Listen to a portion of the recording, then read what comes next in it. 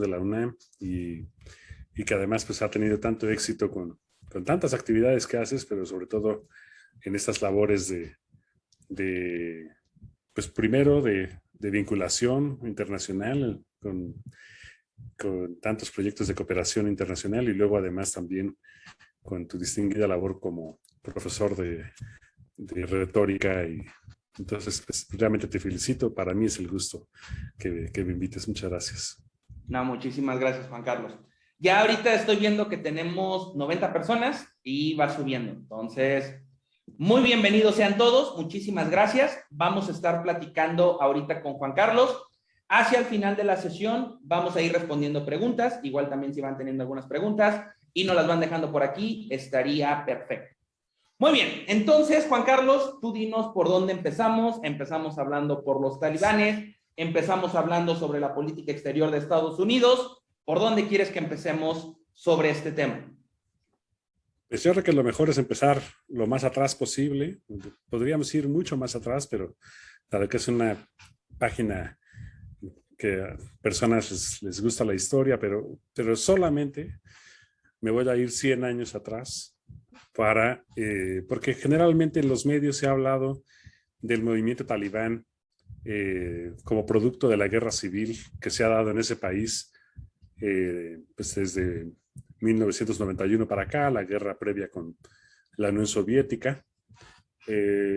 Sin embargo, pues bueno, mi madre, Lourdes Pastor, quien por ahí anda, ha estado leyendo últimamente la biografía de Churchill y platicando con ella, resultó que en una carta que escribió Winston Churchill en 1919 ya hace referencia al grupo de los talib y de los estudiantes islámicos que compartían fuertes lazos con grupos tribales que ahora están en Pakistán y en Afganistán por la misma manera en la que se quedó conformado ese territorio con fines coloniales del Imperio Británico de la Primera Guerra Mundial. Pues ahora conocemos a Afganistán y Pakistán como países independientes, pero en realidad en ese momento que estaba ese reordenamiento territorial, ya Winston Churchill todavía muy joven, como reportero,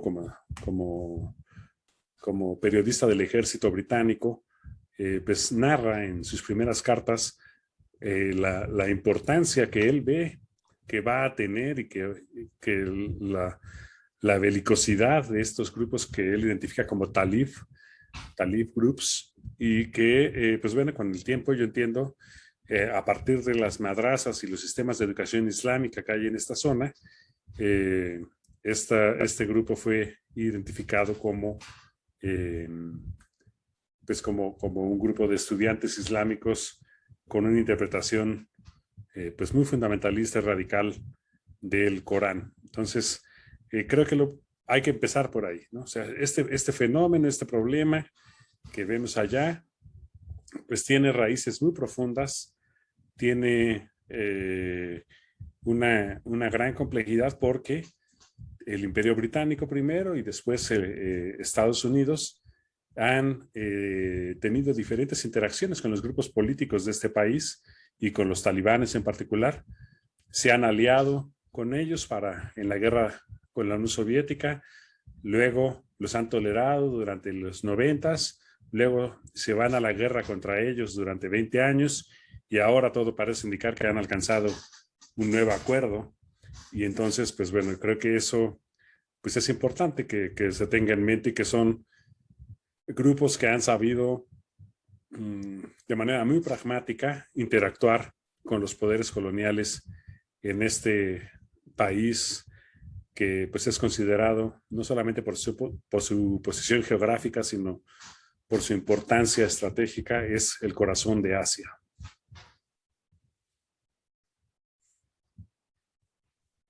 Súper interesante. Como bien comentas, pues nos podemos ir muy atrás en la historia. La historia de esa zona es fascinante. Los conquistó Alejandro Magno, antes los conquistó Ciro el Grande. Es algo fascinante, pero como bien comentas, de 1919 para acá ha habido muchísimos cambios.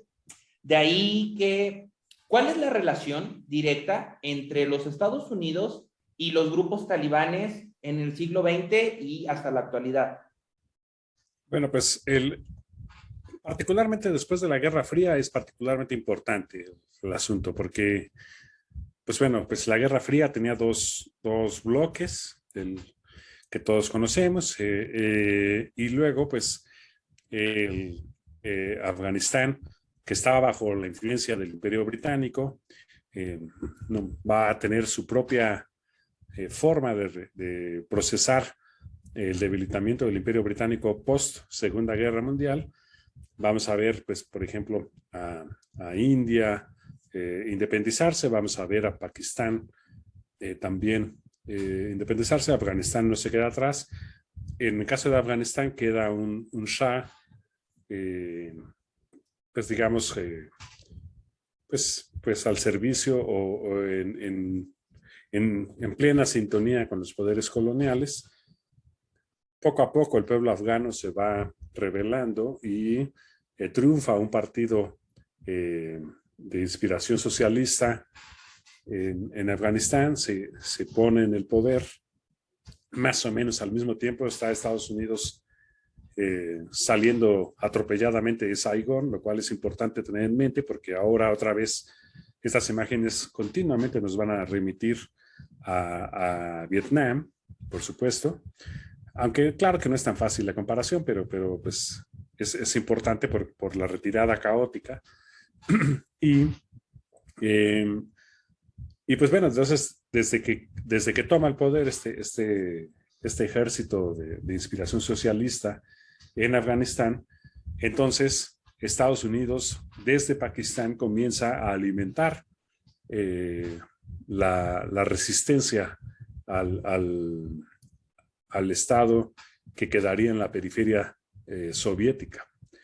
De esta manera, pues bueno, pues 1979, más o menos al mismo tiempo, para ubicarnos en el tiempo, o sea, Saigón pasa 5 años antes, Ford, pues obviamente pues queda en el desprestigio total por la salida de Vietnam, toma el poder Carter en Estados Unidos, y cuando Carter estaba más o menos tratando de manejar la situación, viene la crisis del petróleo, la crisis de los rehenes en Teherán, que es una toma de rehenes que se dio con la revolución islámica en Irán. Y pues bueno, pues a partir de allí, desde Pakistán, esto es muy importante tenerlo en mente, desde Pakistán se alimenta un grupo de resistencia a el gobierno de inspiración socialista en Afganistán.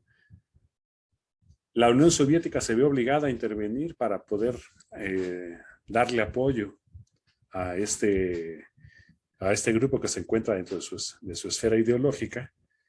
Y pues bueno, pues Estados Unidos apoya masivamente al Talibán.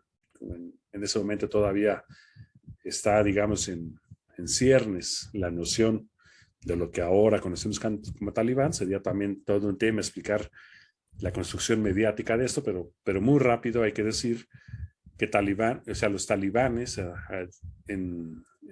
es un grupo muy diverso de tribales, de tradiciones, señores de la guerra, estudiantes de la religión, en fin. Y por lo tanto, pues esta etiqueta que acá suena como muy homogénea, pues allá no lo es tanto, ¿no? Pero bueno, en su momento se unen frente a la Unión Soviética para derrocar a ese gobierno socialista. La base de ese derrocamiento es la molestia que les causa a los sectores más conservadores de ese país la participación de las mujeres, que trabajen las mujeres en actividades de la economía, que las mujeres puedan tener libertades.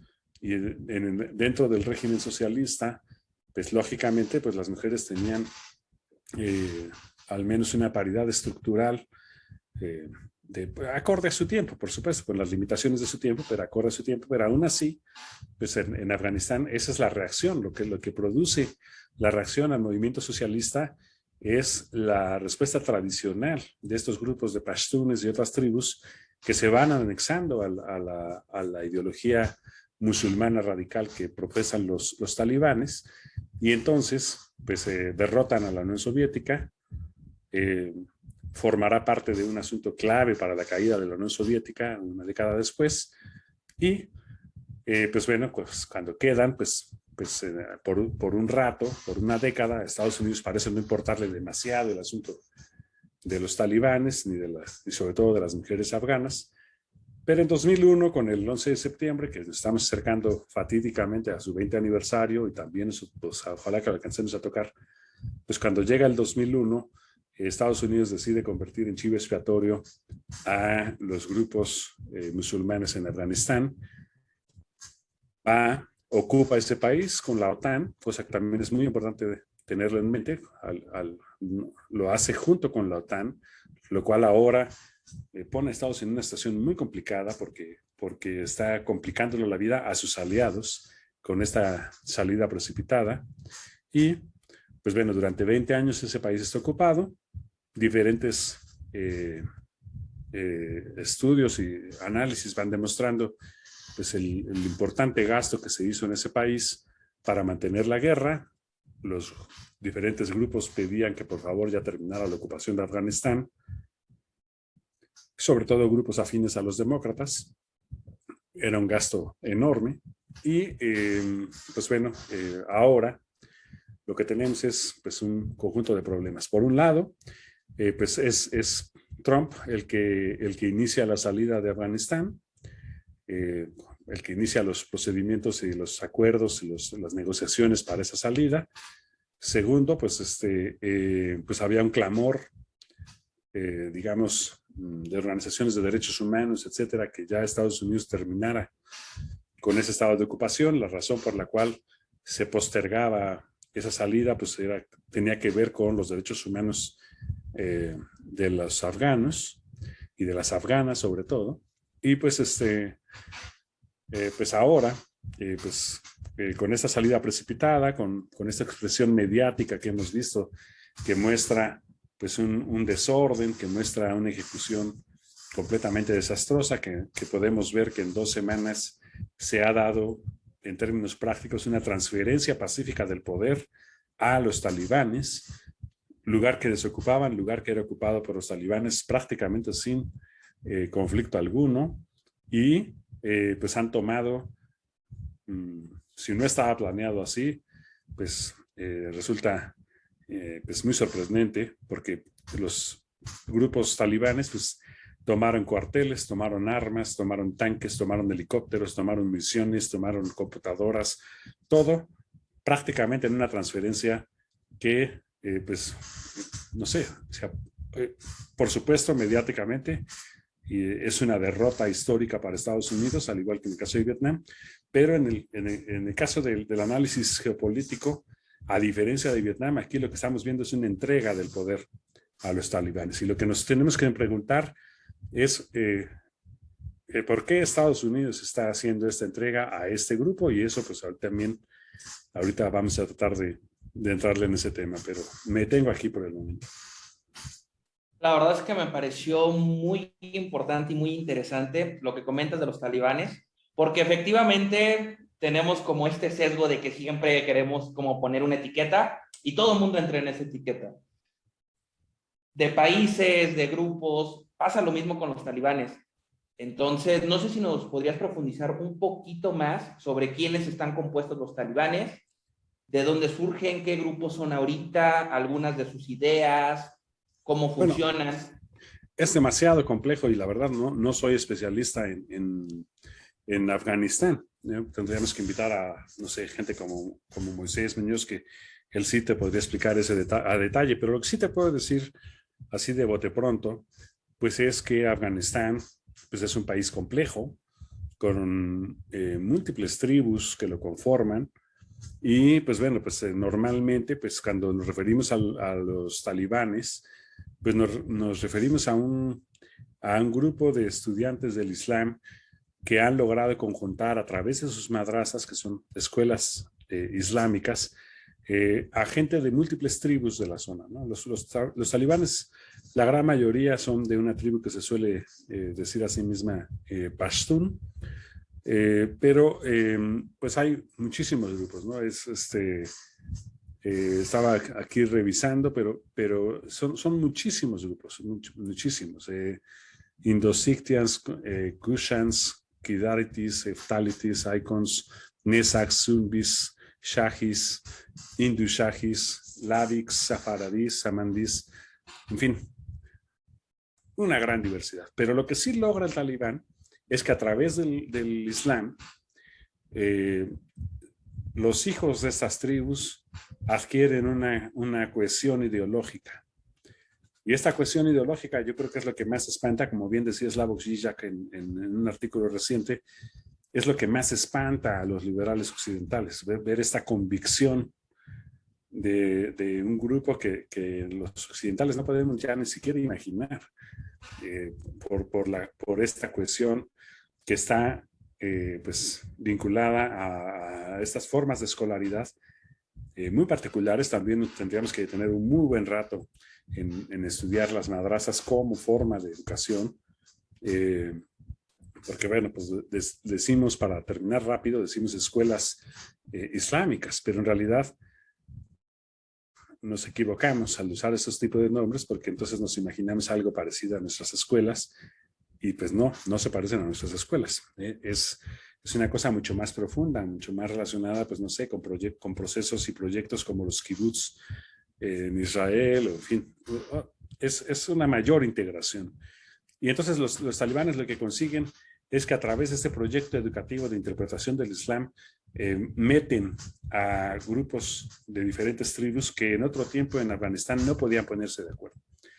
Entonces a Estados Unidos se le hizo fácil, y, bueno, en los últimos 100 años a los poderes occidentales piensan que es una cosa de corrupción y dinero poner a alguien que te obedezca a ti y que ese alguien pues se haga obedecer por la vía del garrote y la zanahoria en diferentes cuestiones. Pero esta autoridad ha demostrado en múltiples partes del mundo estar vacía, y en Afganistán no ha sido la excepción. Y aquí lo hemos visto, el fracaso que vemos nosotros en Estados Unidos aquí, el desorden, más allá del desorden de Biden, del gobierno de Biden en la salida y todo esto, esta entrega del poder nos hace pensar solamente dos posibilidades. Una posibilidad es realmente no pensaban, o sea, pensaban que los afganos iban a pelear entre sí y que iban a haber dejado los armados al ejército y al gobierno de ocupación, y que se iban a estar enfrentando por unos años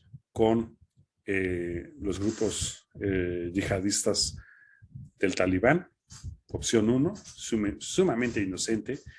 No es creíble que los grupos de inteligencia estadounidense pudieran realmente pensar eso.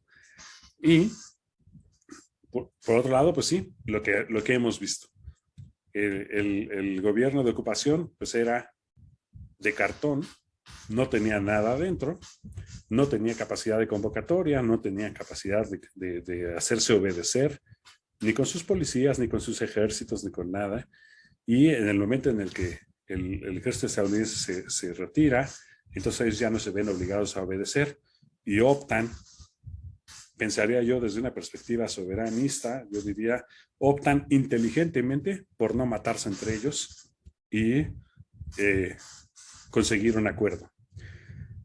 Ahora, el problema es quién queda a cargo.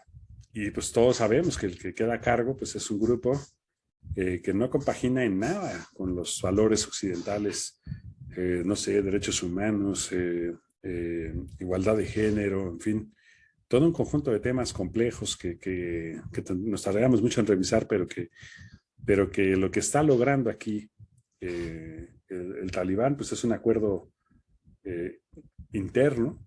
Y además, por supuesto, pues nos permite ver que tiene conexiones internacionales importantes con el reconocimiento de China, reconocimiento de Rusia, la llegada desde Qatar, de su principal líder. Es decir, vemos un régimen talibán políticamente maduro interna y externamente, lo cual pues da más miedo a los defensores de derechos humanos, ¿no? Es una situación que pues, es muy preocupante. Y entonces, pues eso nos llevaría a la pregunta, que no sé si la meta de una vez o me espero tantito, de qué es lo que podría esperarse a partir de este momento.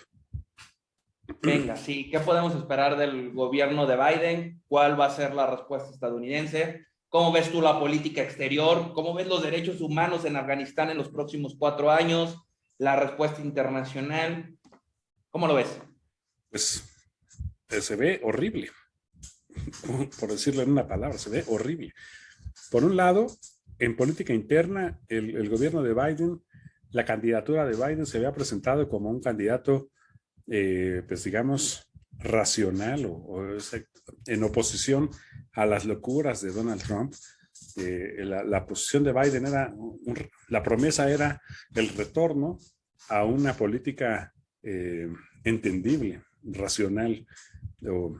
Y la promesa de Biden en la OTAN era: nosotros vamos a volver a ser los líderes que ustedes necesitan para esta cuestión. Y lo que vemos aquí, pues es una salida desordenada. Lo que vemos aquí es que ellos dicen que pues sí querían transferir el poder, pero fue muy rápido, que pensaban que iban a tener unos meses. Y entonces lo que vemos es a la OTAN en un grave problema con su aliado principal. ¿Por qué? Porque ahora la OTAN le va a tener que explicar a sus propios conciudadanos, a sus propios parlamentos, a sus propias cámaras, pues que sus decenas, centenas de muertos durante estos 20 años, que sus miles de millones de euros gastados en estos 20 años están siendo abandonados de este modo. Entonces es un asunto que es mucho más complicado. Se va a ser un problema dentro de Estados Unidos, pero también va a ser un problema en sus aliados de la OTAN. Entonces esa primera parte pues va a ser un verdadero conflicto. ¿Cómo va a poder explicar?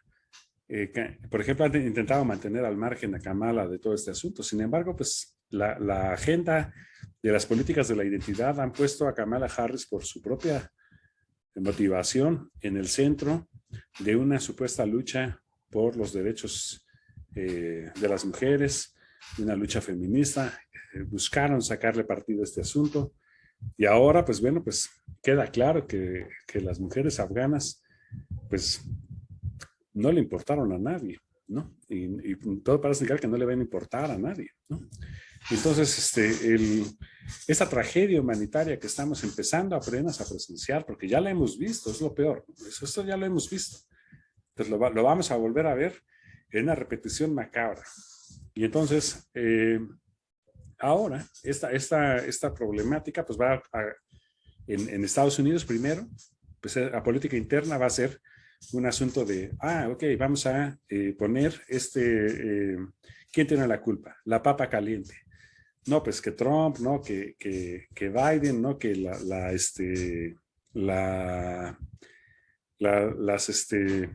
que si se debía haber hecho así, que si no lo habíamos hecho así, que si se debía haber puesto, que si ese era el plan, que si ese no era el plan, que se ejecutó. Se van a empezar a echar la papa caliente a nivel interno. Muy rápido va a ser la elección intermedia y muy difícilmente pues, va a poder Biden recuperar su posición de el racionalista que iba a devolver la cordura a la política estadounidense. Muy difícilmente. Va a ser un buen reto. Eso a nivel interno. A nivel externo, pues la OTAN, los aliados. Se les prometió que iba a estar Estados Unidos de regreso y entonces, ¿quién es el que está de regreso? Pues alguien que no puede comandar esta situación, que no puede ejecutar este tipo de cuestiones. Y además, pues bueno, ahora tenemos un nuevo problema internacional.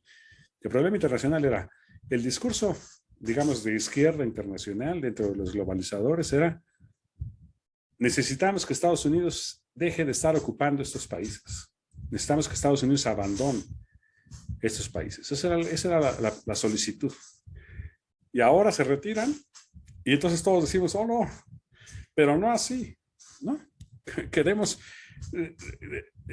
No queremos dejarlos inermes, no queremos dejarlos en este nivel de vulnerabilidad. Y entonces la paradoja es, el resto del mundo dice, ya no queremos que Estados Unidos sea el policía del mundo. Pero por otro, cuando se retira de Afganistán, todo el mundo dice, oye, pero no abandones tus tareas así como así. Hazte cargo otro poquito, un pedacito, una transición, no de golpe, ¿no? Entonces, la paradoja es que este discurso político se torna súper contradictorio y vamos a ver cómo se resuelve, porque pues, o sea, por un lado estamos en contra de que Estados Unidos siga invadiendo países, sea la policía del mundo, y por otro lado estamos dispuestos a decir, bueno, sí, ocúpalos tantito para que no lleguen estos bárbaros a crear una crisis humanitaria. Entonces, ¿qué va a pasar con esos choques ideológicos, esas contradicciones que ahora afloran? Y por último, tercer punto de esta pregunta importante que haces es, todo parece indicar en el discurso político estadounidense que los uigures, que Xinjiang en China es el nuevo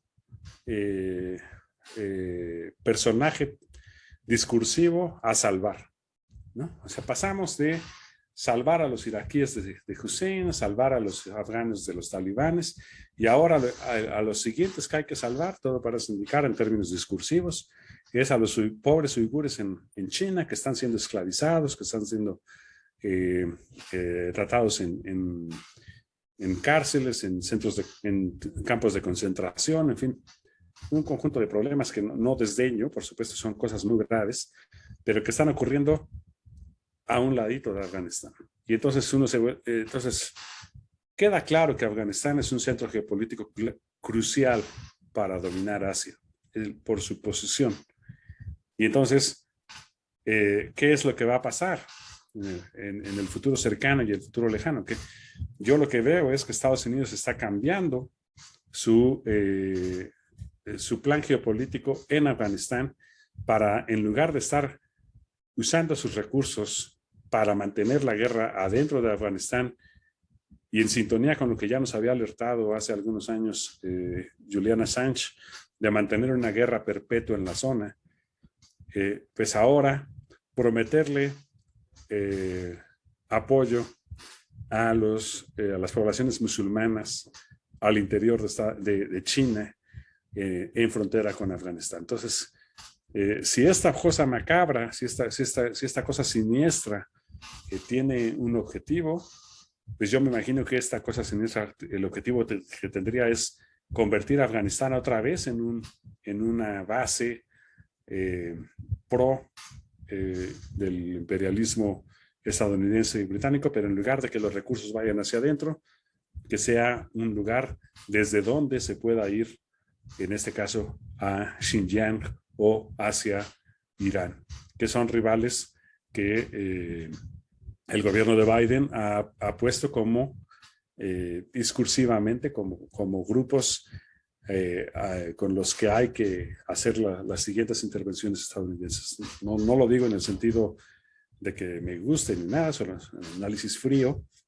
Yo veo que geopolíticamente lo que se está intentando hacer en este momento es cambiar a Afganistán para convertirlo en una plataforma en lugar de una piscina de recursos que además fueron cuantiosos. Los contratos, el dinero que se dejó ahí en la retirada estadounidense es enorme. La inversión, los tanques, los cuarteles, las computadoras, o sea, es incuantificable para nosotros que vemos esto desde afuera, pero sin duda, pues es un botín de guerra gigantesco y nada desdeñable para el nuevo régimen afgano. Wow, me pareció sumamente interesante. Todo lo que comentas es muy interesante. El doble discurso de muchas personas, sí, Estados Unidos tiene que salirse de todos los países, ya basta de tanto imperialismo, pero por el otro lado se salen y, ay no, mejor sí, queremos que se queden, procuren los derechos humanos. ¿Crees que a partir de este momento vamos a ver un cambio de la política internacional externa de Estados Unidos? ¿Crees que este sea como un punto de quiebre? Sí, definitivamente. No sé si como ellos lo hubieran querido o como lo hubieran planeado, pero definitivamente, pues el gobierno o sea, Biden lo que advirtió desde que arrancó es que la nueva, el nuevo discurso de salvación estadounidense ya no iba a ser más la guerra en el terror, sino iba a ser la guerra contra el cambio climático. Queda muy claro que en la cosa el gran escenario que estamos viviendo actualmente entre países que buscan pues mantener algún esquema soberanista y países que buscan mantener un esquema globalista, pues el tema del cambio climático es un tema fundamental. Y en el caso de Afganistán, pues las aguas que bajaron del Himalaya, el gas que cruza por la zona, las fronteras con Asia Central, con China, con Rusia, con Pakistán, con Irán, Tayikistán, en fin, o sea, lo hacen pues un espacio que tiene un enorme valor para el control de la zona. Entonces, veo muy difícil, veo casi imposible que los gringos a propósito cedan ese espacio. Entonces, ceden el poder político a este grupo. Sin embargo, no creo que estén cediendo el poder en ese espacio. Ahora, ¿para qué lo van a querer? Pues bueno, Biden lo ha dicho explícitamente, tarde o temprano va a haber una conflagración bélica con Rusia y China. Lo dijo explícitamente, no es una interpretación. Claro que cuando lo dijo, lo planteó como una cosa muy lejana, pero que sabía. Entonces, ahora, ¿esto irá a precipitar los acontecimientos? Es muy probable.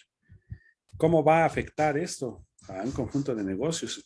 Estamos viendo, o sea, la importancia de los negocios cataríes, de saudíes y de otros grupos de la zona en la economía europea es clave, es importantísima.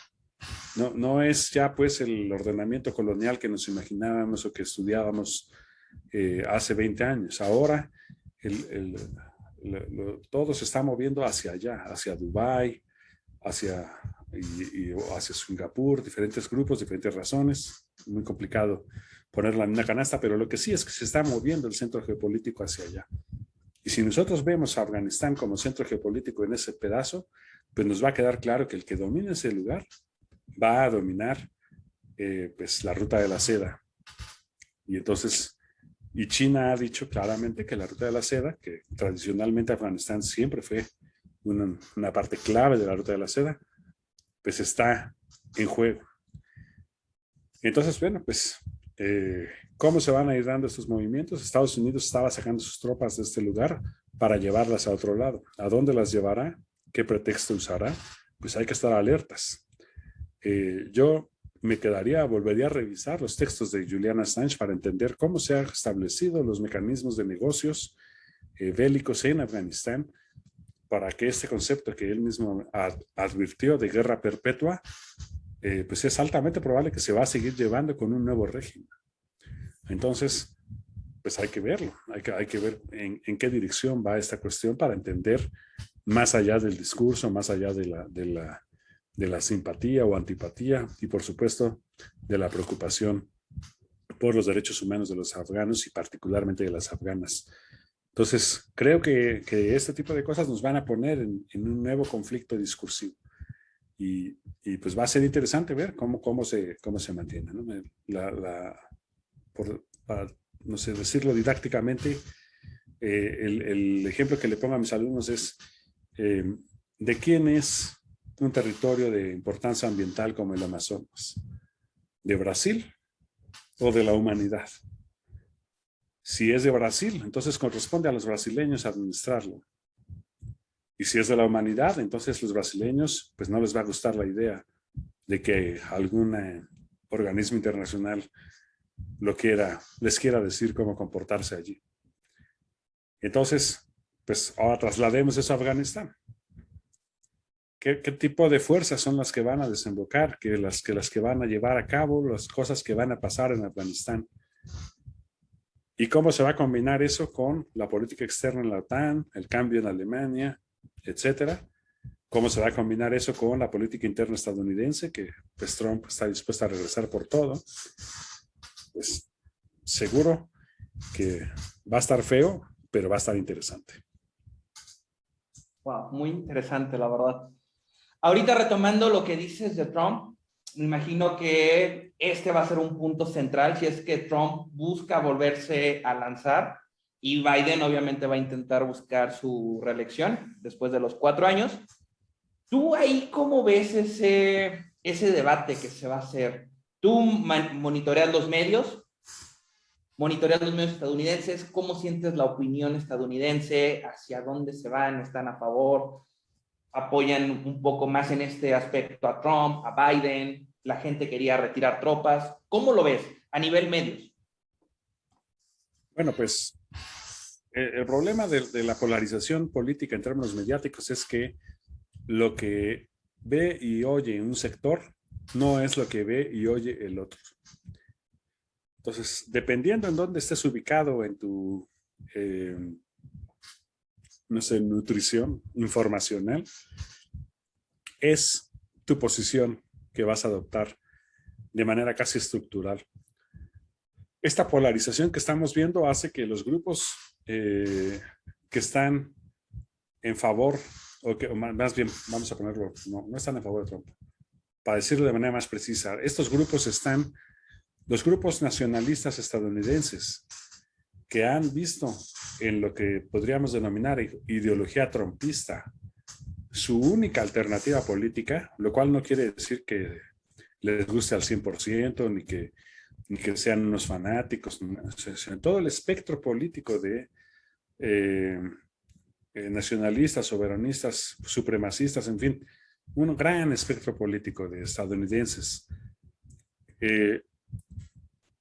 Se adscriben a lo que podríamos llamar trumpismo, porque consideran que comparten un conjunto de valores y paradójicamente ese grupo entiende muy bien los valores y el comportamiento del talibán. Ve exageradas sus acciones, pero al mismo tiempo, como dice Zizek, ha de haber alguna forma de admiración por ese nivel de fe que tienen los grupos supremacistas monoteístas y esa competencia por quién es el más creyente o el que ejerce de manera más fehaciente su fe. Y entonces, pues sería también todo un tema muy interesante de la contradicción, digamos, psicoanalítica de la ideología de los grupos supremacistas de toda índole. Vox en España, Bolsonaro en Brasil, nacionalistas en Hungría, trumpistas en Estados Unidos y talibanes en Afganistán. Entonces, cada lugar tiene su propia expresión cultural, pero comparten esta defensa de las tradiciones. Es un discurso político que pega mucho y también en nuestro país. Entonces, esa defensa de las tradiciones muy rápidamente se contagia de este tipo de ideologías. Entonces, ahora, los demócratas están trayendo consigo un conjunto de temas culturales, un conjunto de temas identitarios, un conjunto de temas de la desigualdad. Pero esos temas no se encuentran con los temas del nacionalismo, paradójicamente. Esas políticas de la identidad de los grupos minoritizados, por así decirlo, como son la comunidad afroamericana, como son las mujeres, como son los gays y una gran cantidad de grupos que han encontrado una acción política en su identidad, pues ahora se enfrentan a este gran dilema que planteábamos aquí, ¿no? O sea, ¿qué debe hacer Kamala? Ir a defender a las mujeres afganas, gastar su resto de su capital político y mostrar su total compenetración, adscripción a su ideología política feminista, o va a tener que asumir una conducción pragmática y dejar a esas mujeres a su suerte. Entonces, esa situación les va a pesar a los demócratas en la elección intermedia. Dice, paradójicamente, la posición nacionalista es mucho más sencilla de defender, mucho más simple de expresar. La otra tiene una complejidad y no siempre quiere decir que tú compagines con todas las luchas de las diversidades, sino que a veces pues, entiendes un poquito de una, pero eso no quiere decir que estés de acuerdo con otra, y ese tipo de cuestiones que siempre han dificultado la convivencia entre grupos de izquierda. Pero el bloque de derecha se mantiene compacto en Estados Unidos, en México, en Brasil, en Francia, en Hungría, en Inglaterra. Y entonces, estamos a un momento parecido a 1914 en ese sentido, muy parecido. Los esfuerzos diplomáticos fracasan por sus propias contradicciones internas. ¿Podría haber alguna manera de evitarlo porque ya conocemos lo que pasó en 1914 a 1945? Pues ojalá que lo hubiera, ¿no? Creo que hay elementos históricos para poderlo hacer. Sin embargo, pues hay una gran tarea pendiente. Y yo creo que aquí, pues bueno, pues posiblemente si hubo un think tank que pensó en esta salida de Afganistán y medio pensó en los problemas o en el peor escenario, estoy seguro que nunca pensó en este escenario. Y aún así, seguramente lo que han de haber dicho es mejor que pase lo más lejos posible de la elección para ver si mediáticamente podemos hacer que el público se olvide de esa cuestión. Sin embargo, pues este mundo va muy rápido y en 2 semanas vamos a pasar de estarnos preocupando por Afganistán para estarnos preocupando por la nueva cuestión, lo que sea que pase. El 11 de septiembre se van a cumplir 20 años de las Torres Gemelas y pues no sabemos qué va a pasar. No porque tengamos una bola de cristal ni nada por el estilo, pero es una fecha simbólica que tiene pues una alta potencialidad para convertirse en un capital simbólico, como ha pasado, por ejemplo, ahora las escenas del aeropuerto de Kabul.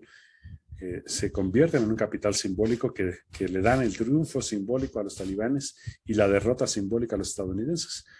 Tiene razón el secretario de Estado Blinken cuando dice que no se parece Saigón a Kabul, que es muy diferente. Tiene razón.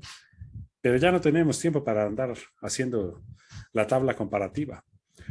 Vemos la imagen y decimos, es lo mismo.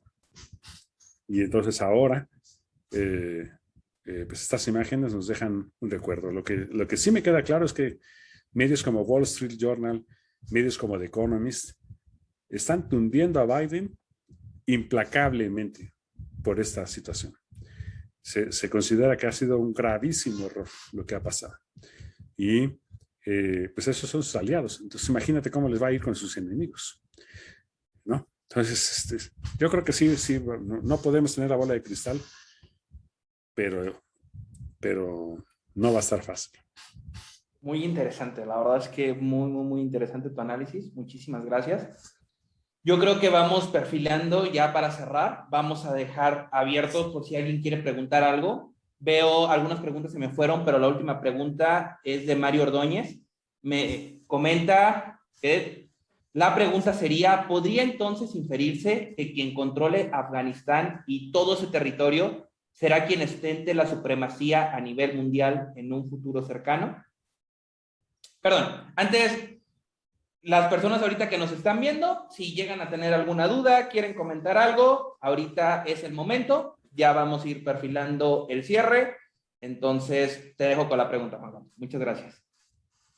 Bueno, pues mundial, ya yo no sé si en 2021 podamos decir la palabra mundial como con tanta ligereza. Regional, sin duda. Y como decía hace un ratito, pues el corazón de Asia es Afganistán. Hay versos sobre eso. De cómo late ese corazón, está el pulso de Asia. Y pues allí está la ruta de la seda. Es un asunto fundamental. No, de cómo se resuelva, pues va a implicar un montón de cosas. Pero como este punto está igualmente, pues no sé, el mar de China y Taiwán, como este punto está el mar Caribe, en Venezuela, Cuba, como este punto están varios puntos del Pacífico. Entonces, yo resistiría la tentación del de la grandilocuencia para estas cuestiones. Son múltiples batallas en múltiples dimensiones que se están brindando y pues hay muchas cosas, ¿no? Cuestiones energéticas, cuestiones bélicas, cuestiones mediáticas, cuestiones, está el ciberespacio, que también sería pues para todo un tema de un programa, ¿no? La nueva condición de este nuevo territorio. Entonces el control del mar, el control del aire, el control de la tierra, el control de las redes de telecomunicación y ahora el ciberespacio, el espacio sideral. Entonces hay muchos lugares. Entonces, por lo tanto, pues bueno, sí es un frente de batalla importantísimo, sin duda. Pero, pues, esto no se acaba hasta que se acaba. Y pues hay muchos puntos en donde esto muestra que está comenzando. Y lo que estamos viendo es un proceso que, como decía hace un ratito, pues, se parece a 1914, desafortunadamente, por la cantidad de puntos en disputa o de conflagración, y que además pues están detenidos en casi todos los puntos con alfileres.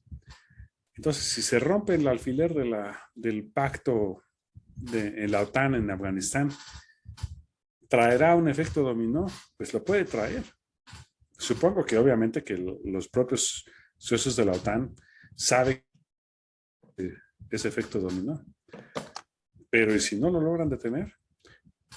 Si se combina con no sé, los problemas que hay entre Turquía y Francia, si se combina con, no sé, cualquier cosa.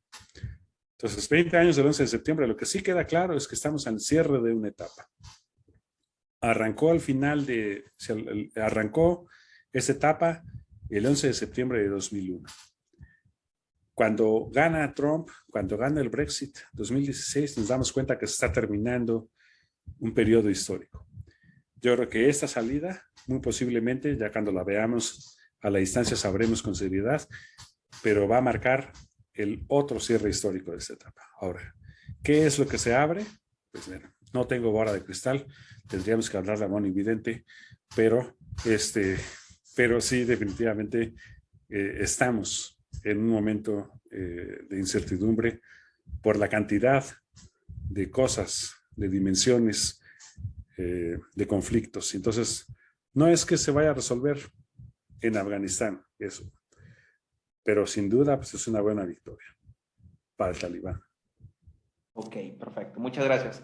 También nos preguntan sobre la participación que está intentando tener México, cómo se va a dar, qué pieza está jugando el gobierno de nuestro país, qué podríamos hacer para ayudar a las personas en Afganistán. Bueno, pues como discurso político, pues sí es importante, ¿no?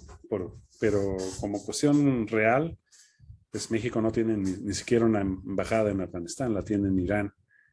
Y pues no sé cómo tendría que llegar una refugiada afgana a la frontera con Irán, arreglárselas para cruzar el territorio de Irán, llegar a Teherán y elegir la embajada mexicana para solicitar refugio, pues puede ser que sí pase, ¿no? Pero me parece muy importante, eso sí, que el secretario de Relaciones Exteriores haya dicho, pues aquí hay una opción, y que haya sido el primero en decirlo también es muy importante, porque simbólicamente pues nos marca en nuestra política exterior, y eso pues no es cosa menor. En términos pragmáticos, pues no se ve como algo que realmente puede ocurrir. A lo mejor por eso se puede hacer esta afirmación con tanta soltura. ¿Por qué? Porque pues bueno, nada más para acomodar a las 600 personas que salieron en el avión que vimos no sé, en Suiza, o en Suecia, o en Inglaterra, Francia, pues va a ser un lío. Porque además, pues bueno, aquí hay que traer un tema que me parece importante. El tema de la fragilidad, la vulnerabilidad de los colaboracionistas con un gobierno invasor siempre ha sido, en todas las épocas de la humanidad, un asunto pues terrible. Lo vimos en Francia, cuando la Francia se libera del poder nazi. Las siguientes víctimas son los franceses que fueron acusados de colaboracionistas. Y pasaron cosas horribles en Francia, con personas que trabajaban en restaurantes, con personas que trabajaban en hoteles, que seguramente no tenían opción a nivel humano, a nivel individual, pues solamente tenían que vivir, ¿no? Pero que después fueron objeto de un odio social. Y aquí en Afganistán estamos a punto de empezar a ver eso. La gente que trabajó en IHOP, que trabajó en, qué sé yo, ahora está en peligro de muerte por haber tenido que trabajar en ese lugar, ¿no? Y entonces, en la dimensión humana de este conflicto es verdaderamente algo que nos debe alertar, conmover. Y en ese sentido, pues es muy valioso que sí la Secretaría de Relaciones Exteriores haya hecho esta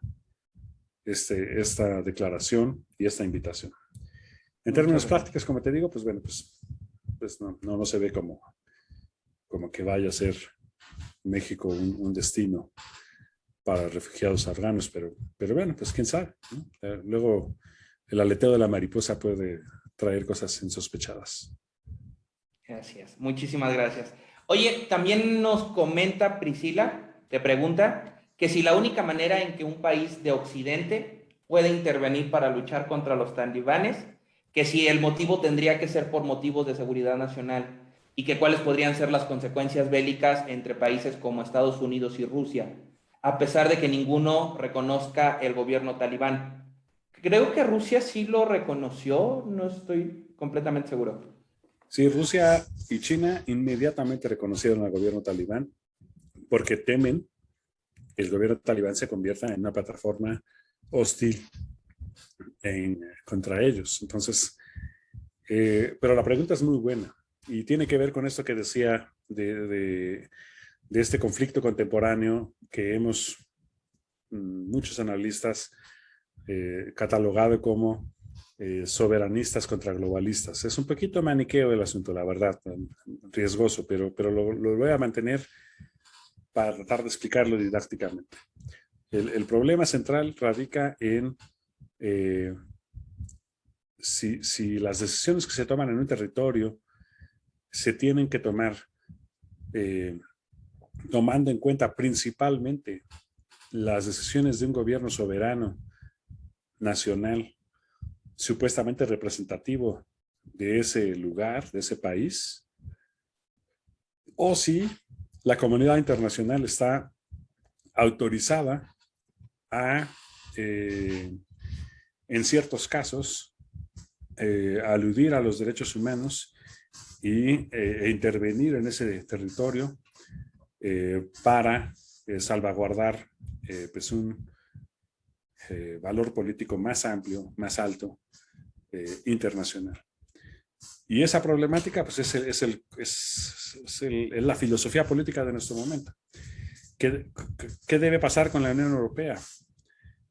Los franceses deben reconocerle su representatividad a la Unión Europea de manera parecida o mayor o menor que al gobierno de la República de Francia.